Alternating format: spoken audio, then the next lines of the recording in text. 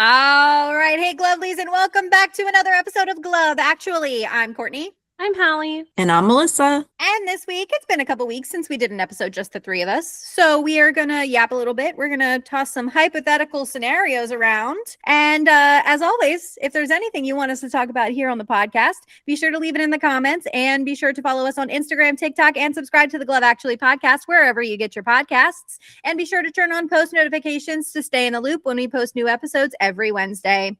All right, Lovelies, we're going to kick things off, as always, with our Pookies of the week. Melissa, who's your Pookie of the week? My Pookie of the week this week is JT Realmuto. I am calling out JT. He invited my little buddy Cal from Cal's Philly Corner to go to a Phillies game and get a chance to meet him. And he got to see some other players, and he helped him have a really, really special day. JT, we knew you were awesome before, but you're just even more amazing in my eyes now. So thank you for doing that for my little buddy Cal. I saw the pictures. It was so cute. I was dying. Yeah, I'm so adorable.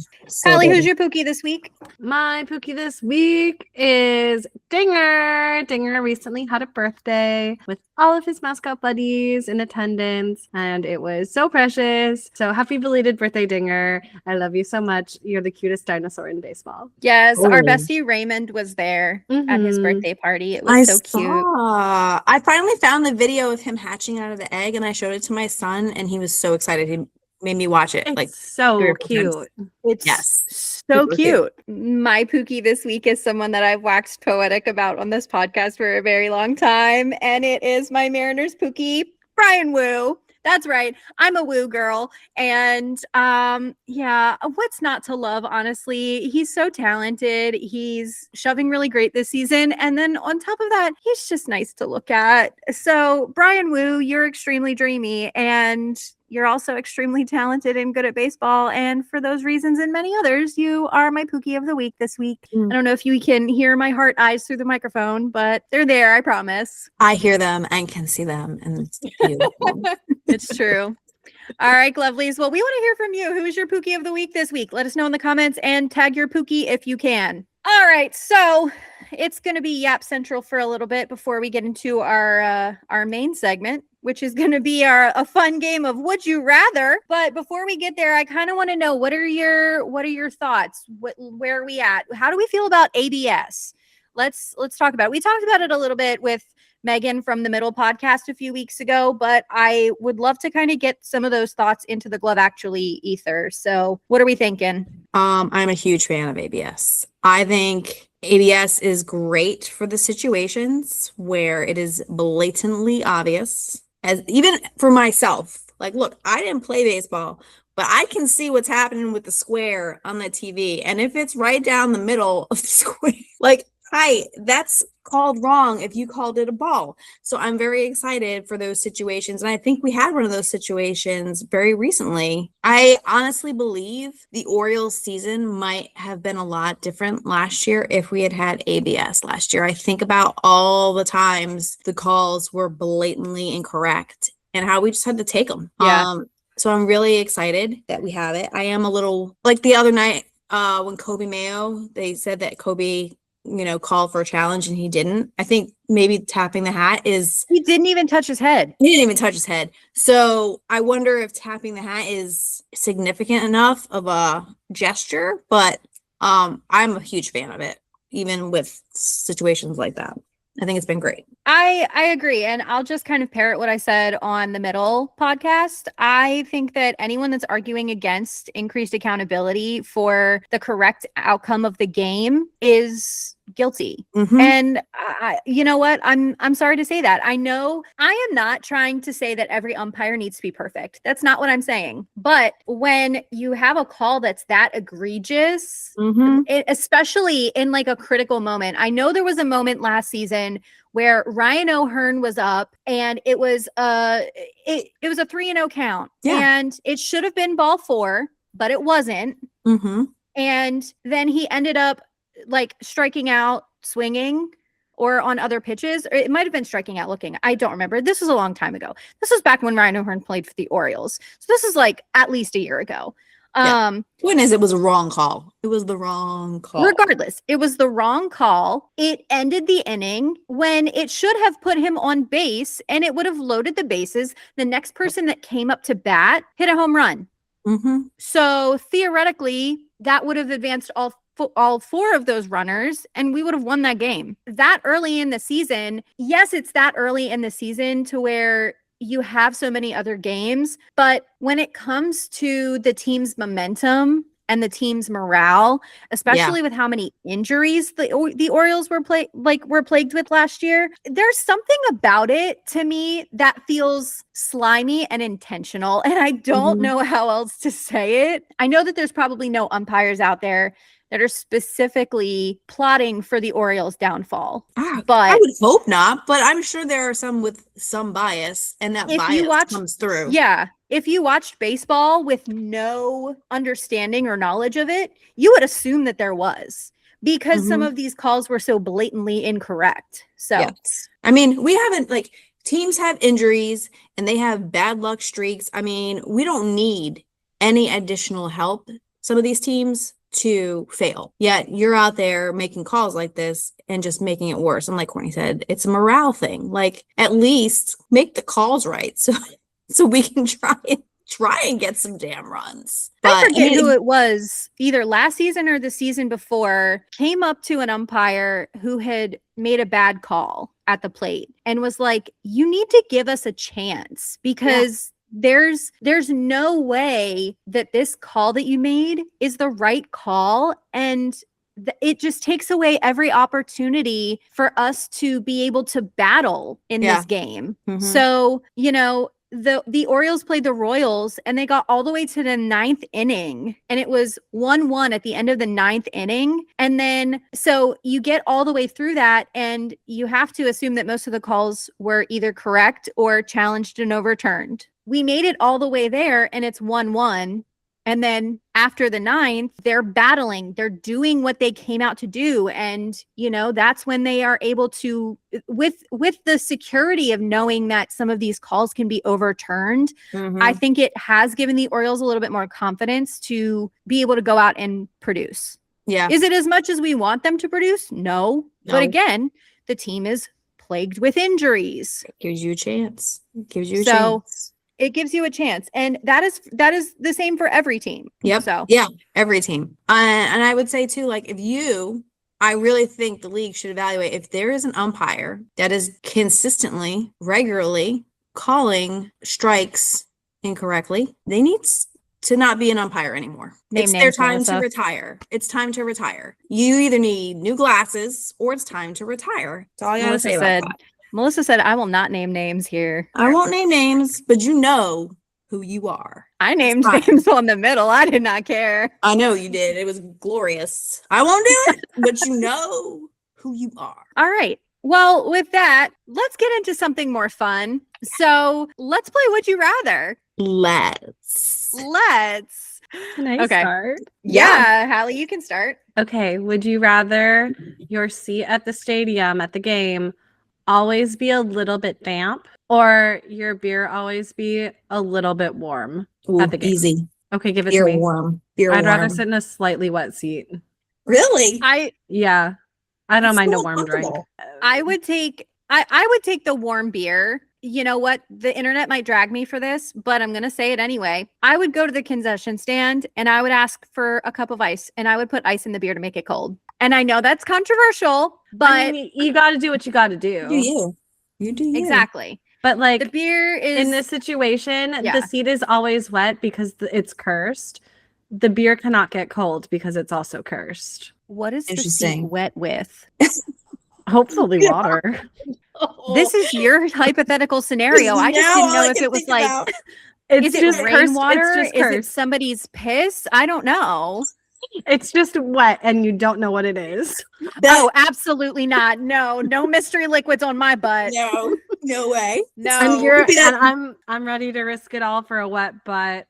I would chug a warm beer before I would sit in a puddle of mystery liquid. That's all I'm thinking about is that one guy who went for the foul ball and lost his fucking pants. I'm not naked. Ass I'll be wet. fine. I'm not putting my naked butt onto the seat. I'll be Legitimately, fine. I know that scenario, like, I feel bad laughing at that scenario, but what I need to know about that scenario, the thing that I laugh at is why was his whole ass out, but his front wasn't out? Like, his pants were up in the front, but they were down in the back. How do you do that? Are you just raw dogging a stadium seat? Like, absolutely not. That's a whole new level of plumber's crack right there. It's how Whole you new get. level. It's how That was not plumber's crack. That was the whole damn pipe. No shit. Well, luckily the pipe was put away. Actually, You know what? You're so right. Can you imagine? I Oh mean, my that's God, already mortifying enough.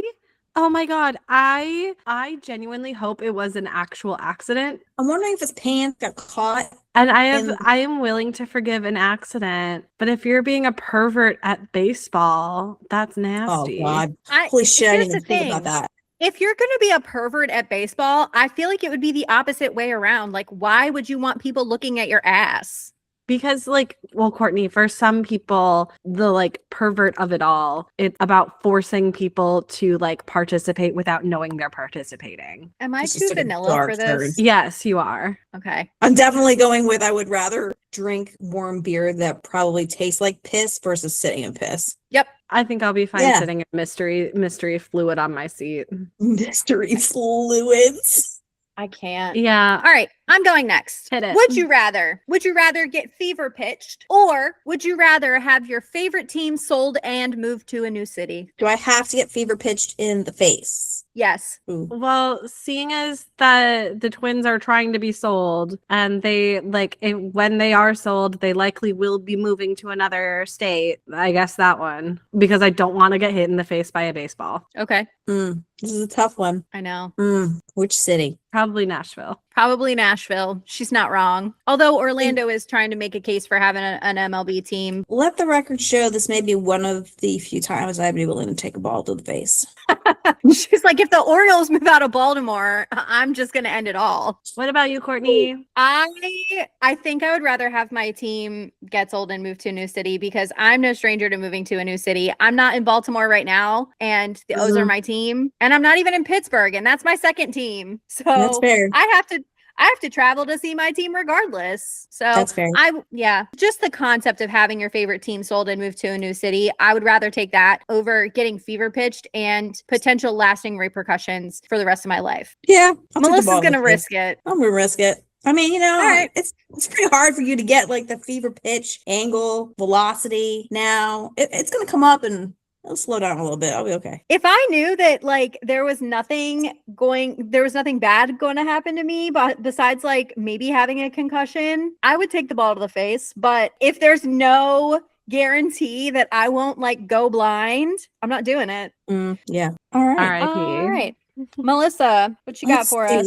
So let's start off with, would you rather spend a night partying with a group of your favorite players or sitting directly next to one favorite player for a 2-hour flight? Okay. I need to know, on the 2-hour flight, is the player that I'm sitting next to, is he in a good mood? Is he in like a chatty Cathy mood? Yes. Okay. And where are we partying? Are we partying like in a bar? Yes. Definitely in a bar. Okay. I'm taking the airplane one. Nice. Because then when I've had enough, I can put my headphones on and say, well, this has been lovely. Thank you. Goodbye. See, I'm stuck between, I would not want to like interfere with that player's like alone plane time, because I know how I like my alone plane time, but I also know how awkward I am and how sometimes I struggle to like just go up to someone and strike up a conversation. But if there's liquor involved, give me like 3 shots, I'm good. Yeah. I'm waltzing up to Adley Rutschman and asking for his phone number, if you know what I mean. Yeah. Yeah. Well, I'm assuming we're in first class and the drinks are included. My social anxiety would just tell me that this person does not want to spend their entire 2 hours talking to me. But if I have multiple people to spread out the time with, I don't feel like I'm wasting 2 hours of someone's time. Mm-hmm. And I'm also like not like worried about running out of things to talk about. Like if I have to drive the conversation. So I'm gonna go with partying with a group of my favorite players. Do I get to handpick the players? Sure, why not? Okay, then definitely that one. It's your world, living in it. Sure, can't pick those players. Yeah. Because here's the thing: if I handpick all of these players and they're all duds except for one, then guess what? I can sit and talk to that person all night. Oh yeah. So that I picked that one. Yeah. Originally I would have gone with the 2-hour flight, but I too am somebody, I know I would be like, I know who this person is, but I'm petrified to say anything. And then I would probably spend at least 3/4 of the flight even working up the nerve to even say anything. So like you said, the liquid courage and being around other people, I would probably do better in the bar situation. Also, if you're in the bar situation and it's a group setting, you have the opportunity to interact with multiple of them at the same time. And that I feel like offers a different dynamic. So, however, if I were younger and single and you put me next to Adley Rutschman on a plane, I'm going for that situation. I'm leaving with his phone number. Yeah, definitely. All right, Allie. Would you rather catch one ball at every game you go to for the rest of your life, or get a free hot dog at every game for the rest of your life? Catch a ball. I want that free You hot do dog. all those balls. Can I get the I'm balls taking the hot signed? dog. Occasionally, not guaranteed. It's a lot of balls. Yeah, but you could also be the hero and you could give it to a child. Or if it's like a milestone, then you could turn it into the player and it could turn into a meet and greet. Yeah. Here I am being selfish, thinking, what the fuck am I going to do with all those balls? Yeah. That's actually a good one. I'd probably give it to kids. So, all right, I'll catch a ball. Hot dogs. I'm getting a hot dog every game because, like, that's an expense. Because that's an expense I have every game, and if that expense is now eliminated, I'm making money. Is it just a regular hot dog, or is it a specialty hot dog, or whatever you want? Undetermined until you receive the dog. Interesting. My next one. So my next one's going to be kind of similar. So would you rather have a ticket for the 100 level, but you have guarantee of getting eye contact and a wave from your favorite player? Would you rather sit in the 200s with a guarantee of catching a milestone ball and getting an autograph? Or would you rather sit in the 300s with access to batting practice and then you also get unlimited free concessions? That one. Unlimited snacks. Because that's like beyond after my ticket, like the snacks, that's an expense I would love to not have. Yeah. And if that's making money, baby. Yeah. That's girl. You're paying me to be here. Either way, I'm meeting a player. If you sit in the 100s, you get eye contact and a wave. So like they acknowledge you. So the 200s, you actually get the guarantee of the meet and greet. And then in the 300s, you get access to batting practice, but that's not necessarily a guarantee that a player is going to come up to you and say anything. Yeah, just bonus time. I'll go with the 200s, even though you don't know who you're going to, at that point, you don't care because you got a special ball and you're meeting a player. Like, who cares who it is? You're like, oh, I get to meet somebody and get a autograph. I'll go with the 200s level. Okay. I'm somewhere between the 200s and the 300s. I think it kind of depends on what kind of day I'm having. Ultimately, though, on a regular day, I think having access to batting practice, and this might just be my hubris, but I think I'm charming enough that someone would want to come up and chat with me. Nice. I think you are. I think I would go 300s with unlimited snacks because, again, Hallie's right. You're making money, and that's just girl math. Yeah. Yeah. It is good. This is a solid choice. It's a solid choice. Yeah. Melissa, what you got? So, Melissa, you got one more. All right. So, which baseball player would you have star with you in these rom-coms where you are the main female character? Start off with You Got Mail, which would be like the secret pen pal relationship. Secret pen pal, I'm going Adley Rutschman. Interesting. Yeah. Interesting. Okay. Adley. How about you, Hallie? Secret pen pal, which like you're talking in DMs. Brian Wu. Okay. I think that would be lovely for me. I think mine would be Ernie Clement for that one. Okay. I could see some good banter happening there. All right. The 4 weddings and a funeral you keep meeting in random situations. Davis Schneider. Does he have his shirt off in these situations? Maybe once or twice. I love it. I think it would be fun to run into Harrison Bader all the time. I love that. Okay, that's my Adley. That's for me would be how I would want. Okay. Start my fantasy relationship with Adley. Okay, my last one is the proposal. Fake dating / green card marriage. Put me in a PR relationship turns love of my life situation with Mookie Betts. I think that would be fun. Yeah, fake dating. You know what? I feel like this would be a good opportunity to work a pitcher in there. So give me Jack Flaherty. Oh, dang. Dang. Can I get a who dat? Who that? Okay. Actually, you know who would probably be fun with a fake dating situation? Not that he's that attractive in comparison to other players, but I feel like Holton Kaiser would be a fun fake dating situation. Yeah. Well, that's why I probably picked right. Mookie Betts, because I think he'd be really fun to fake. Yeah. All right. Let's do the snog, marry, avoid situations. I did one for each of one of our teams. Okay. You ready? All right. Yes. Hallie, we'll start with you. Rays edition. Snog, marry, avoid. Junior Caminero, Yandy Diaz, Cedric Mullins. Oh God, because they're all such delights to me. Mm-hmm. I hate to break up either Yandy Diaz or Cedric Mullins' marriage. Junior is too young for me to snog or marry. For the me right now, I will avoid him. I get it. You guys just have to get to be as old as me before the cougar vibes kick in. I get it. Yeah, I get it. I don't have that kitty cat in me yet. I'll marry Seti, and then I will snog Yandy Diaz. Nice. Solid choice. Solid you. choice. The only wrong choice is whoever gets avoid. They're all snog and marry worthy. Yes, they are. Yes, they are. Thank All right, you. Courtney, do you want Pirates edition or Orioles edition? Give me the Pirates edition. All right, Ryan O'Hearn, Connor Griffin, Paul Skeens. I might get canceled for what I'm about to say. Yes. So we're gonna snog Connor Griffin, even Nice. though he's so young. I'm ignoring his age. He's my snog. Okay. My sorry. Mary has got to be Ryan O'Hearn. Mhm, mhm. Sorry, Hannah. For this hypothetical scenario, I will marry Ryan O'Hearn. Okay. In this instance in particular, I'm avoiding Paul Skeens because I think he's boring. Okay, that's fair. Interesting.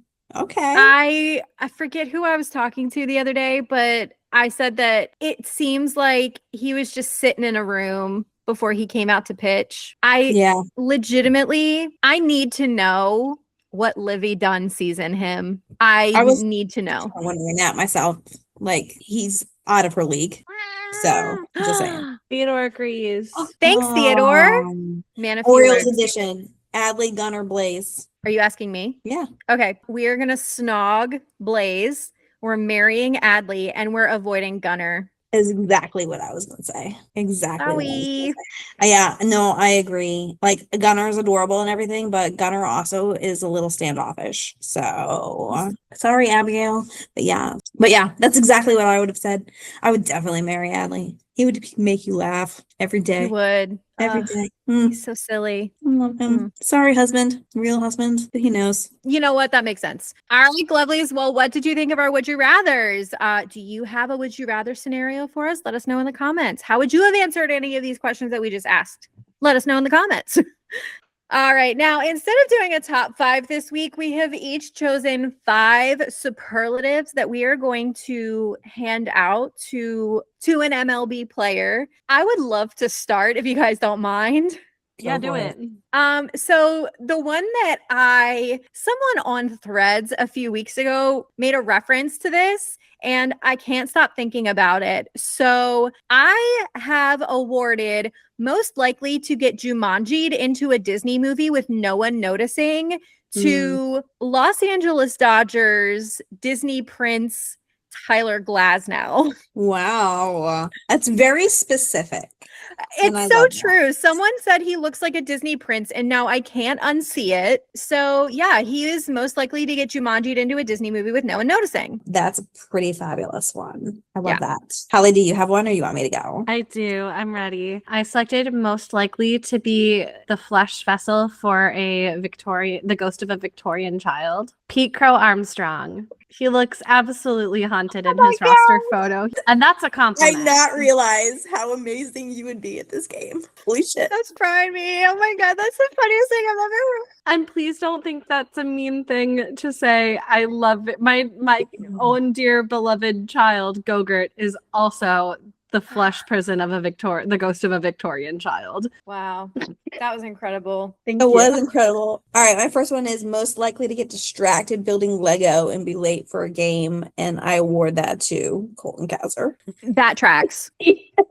Like trying to build a Star Wars Lego set, and like, oh shit, I gotta be at the game. Also, this is a very specific shout out. There is someone on Instagram, I believe his account is Coop Does Art, but Yes. he did 2 like Lego animations Mhm. for the Orioles, and he did one for Colton Cowser and one I for Gunnar saw it. Henderson because they're so big Yeah. on Lego. So that is so cool. So shout out to Coop because that's literally so cool. Congratulations It was for super that. cool. You actually brought a lot of joy to my son because he's Lego obsessed, and he was very excited to see that on the screen. All right. My next one is going to be most likely to pull up to the function with homemade baked goods. And I awarded that to Brandon Lau of the Pittsburgh Pirates.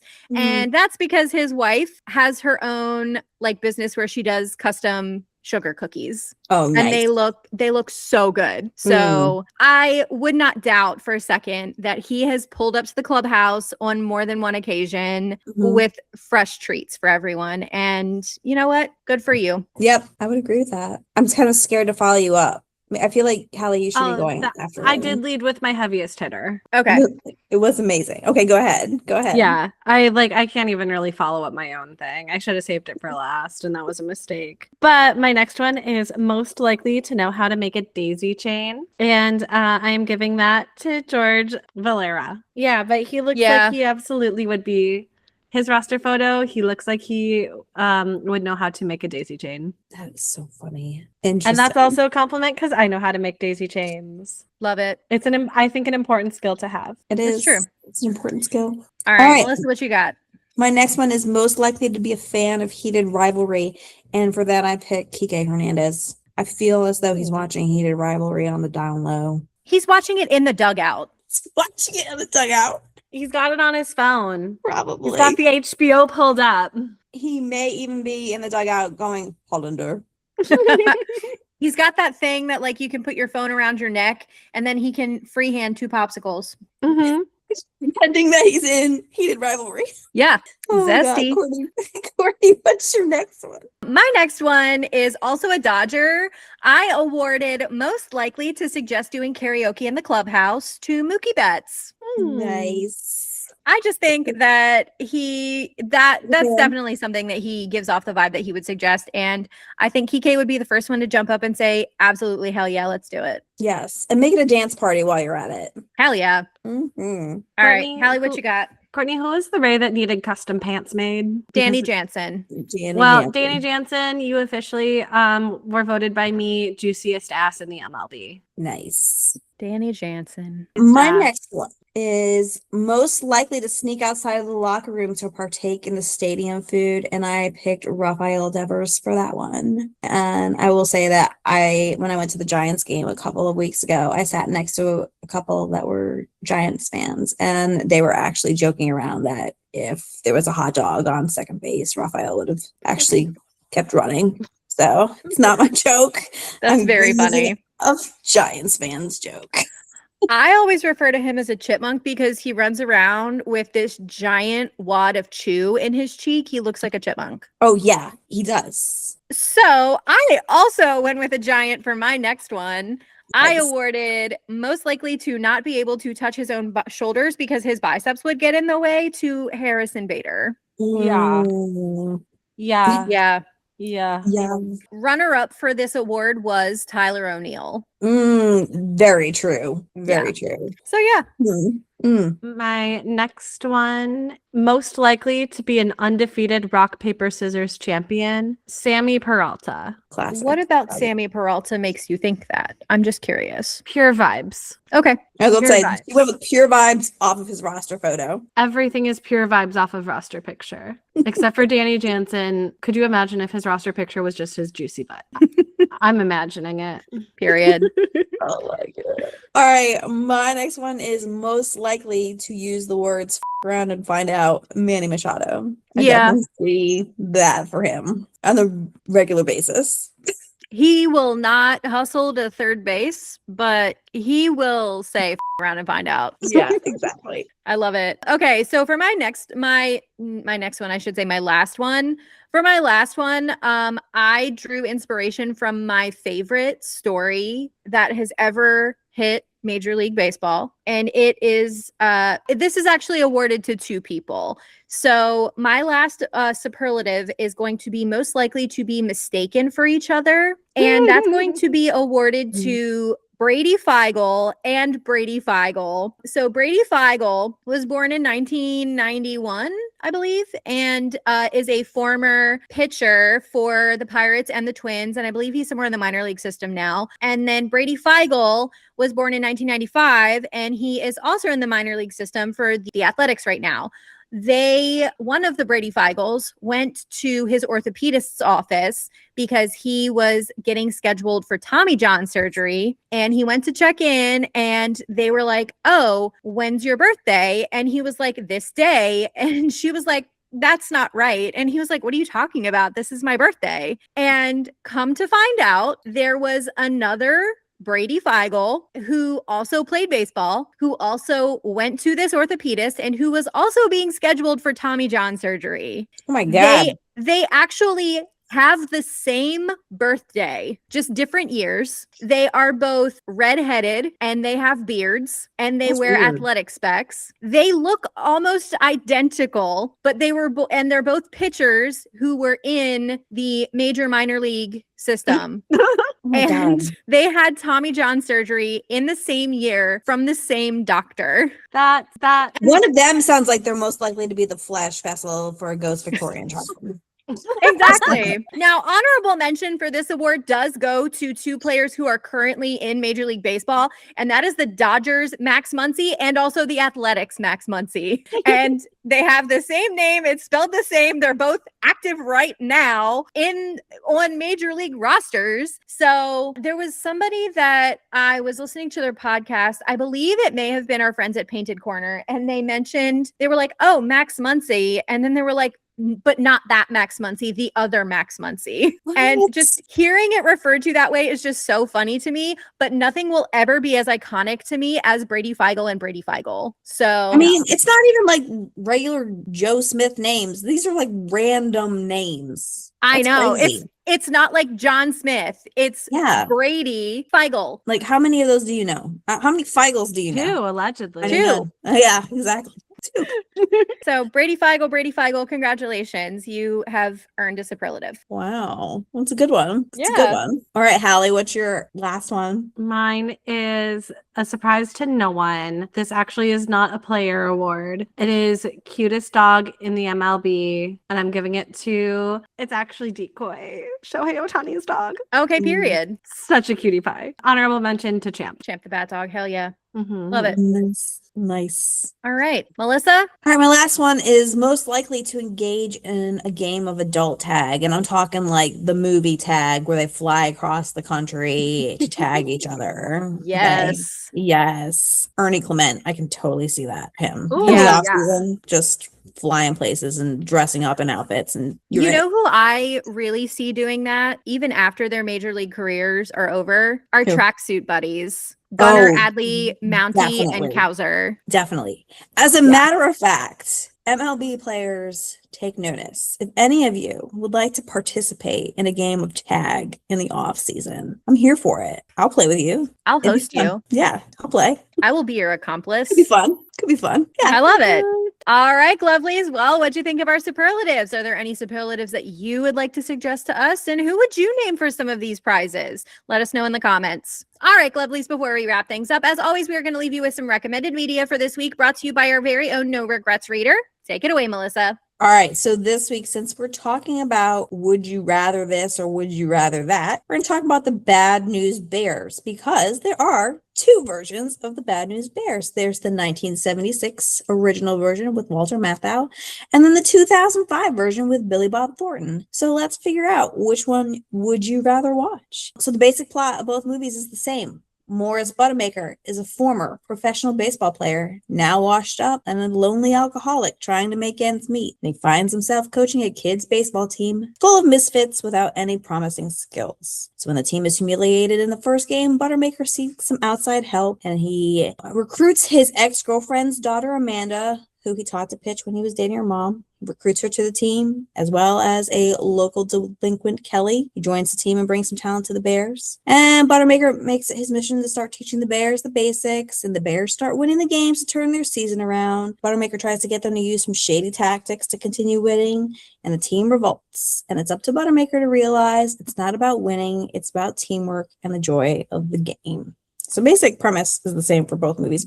And actually, I will say, I watched both in the last day. I did not realize how close these two movies are. Like, they are almost the exact same movie, just a few decades apart. It's kind of crazy, actually. So the classic version, of course, it's hard to top Walter Matthau in any movie. He's 100% one of my favorite actors from classic movies.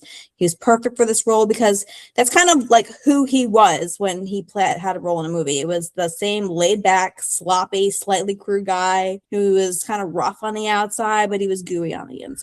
So he was perfect for that role. It's funny though, because when I was growing up, Walter Matthau to me is Mr. Wilson from Dennis the Menace. Oh, that's funny, because for me, he's Max from Grumpy Old Men. And I don't care how old he is in a movie. Like, even in the younger movies, like The Odd Couple, like when I see him, I still picture him as the 80-year-old guy from Grumpy Old Men. I don't know if it's because he's got like a bloodhound face, just like all saggy, but he always seems like an 80-year-old guy to me. But yeah, same thing, Dennis the Menace. But yeah, I mean, like, you know, he brings the humor for the adults. You got the mismatched team of goofy, mouthy kids for the younger audiences. You got the cute little romantic situation between Amanda and Kelly, and that makes it more interesting for some people who don't even care about the sports. And you know, that movie, the original movie's great. It's got your life lessons of don't judge a book by its cover, treat others with respect, winning isn't the most important thing, and you've always got a possibility for redemption, and everyone deserves a second chance. So that first movie, I think, is hard to top that first movie. And I think 2005 movie,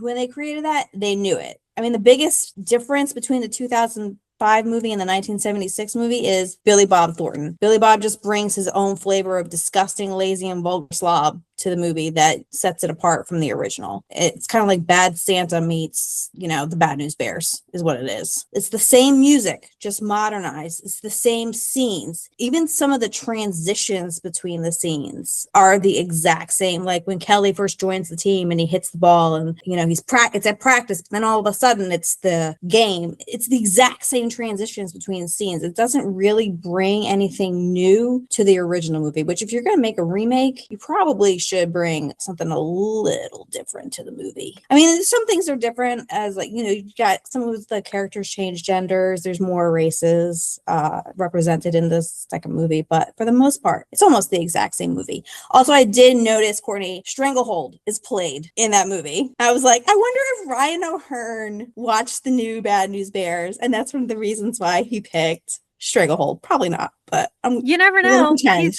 I mean, that movie came out it came out in 2005, so it came out when I was 14. Yeah. Ryan O'Hearn is like a couple years younger than me, so yeah he would have been like 12, 13 years old. It's very possible. I mean, but even the haircuts and the builds of the kids and even some of the clothes, it was definitely trying to recreate the 70s vibe.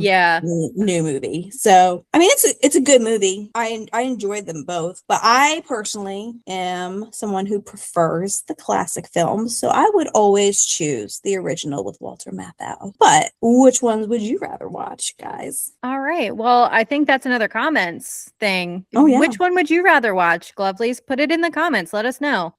When I was growing up, I specifically wanted to see that movie. There was an actor that I had a huge crush on growing up, and a lot of you probably have not heard of him, but his name is Carter Jenkins. I was obsessed with him, and he is in that movie. He's one of like the rich kids. He's one of like Greg Kinnear's kids. Yeah. Okay. So yeah, he was in that. So I was all over it. To me. I will say Greg Yeah. Kinnear was well cast for that movie too. He's definitely got that little bit of douchebag. For sure. All right, Glovelies. Well, that's going to do it for this episode of Glove Actually. Once again, I would love to thank you all for listening. Be sure to follow us on Instagram, TikTok, and subscribe to the Glove Actually podcast wherever you get your podcasts. And be sure to turn on your post notifications to stay in the loop when we post new episodes every Wednesday. All right, ladies, what are you looking forward to most this week in the world of baseball? Who do you hope has fun this week? I will say this. I hope that Mets fans are having fun this week. I've seen a lot of upset Mets fans. I think even Baseball for Baddies did a shout out for the Mets fans. Yes, So- she had a whole Mets therapy session. Yes. So I hope that things are turning around for the Mets, puts a little bit of good karma out there for other teams, and hopefully it comes back to my team as well. Let's cross our fingers. Hallie, Mm. I hope Cal Raleigh has fun this week because Cal Raleigh did not get off to the best start this season. And he, of course, because of the historic season that he had last year, he has a lot to live up to. The season that we had last year, there were so many like big sensationalized pieces to last season that everybody coming back this year is expecting to see replicated or exceeded. Exceeded is the word I was looking for. So, and I don't necessarily think that that's fair. I think that ultimately, you have to treat every day like a new opportunity and you never know what's going to happen. So you just got to go out there and do your best. And I feel like a lot of these players that maybe are getting off to slower starts are doing their best. So because they're not performing to the standard that, you're trying to hold them doesn't mean they're not still going and putting everything they have out there. And baseball is 50% mental. So for a lot of the players that got shuffled because there was so much shuffling during the offseason, like people are forgetting that still. So the break-in period, I feel like is coming to an end. It's going to be interesting to see after the All-Star break if those players do hit their stride. I would love to kind of get my finger on the pulse of who's going to be in the All-Star game. Because I think the All-Star game is going to look completely different from the way that it looked last year. And that's really exciting. It is. So, actually. Cal Raleigh, I hope you have fun this week. And all the other players who are getting off to slow starts, I hope you have fun this week. Yeah. Stop dumping on Big Dumper. Period. Let him be. All right. Well, this has been Glove Actually. I'm Courtney. I'm Hallie. And I'm Melissa. Thank you so much for joining us today. Have a great week, Glovelies. And as always, be kind, keep it cute, and stay glovely. Lovely.